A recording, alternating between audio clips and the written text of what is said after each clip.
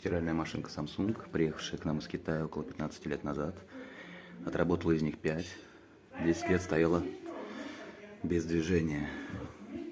Вот. Обращение: нет слива, аварийно слили воду посредством шланга, фильтр. Насос гудение издает, но движения нет воды. И вот что видим после демонтажа насоса. На выход у нас вот такая ситуация в канализации. Насос вроде живой.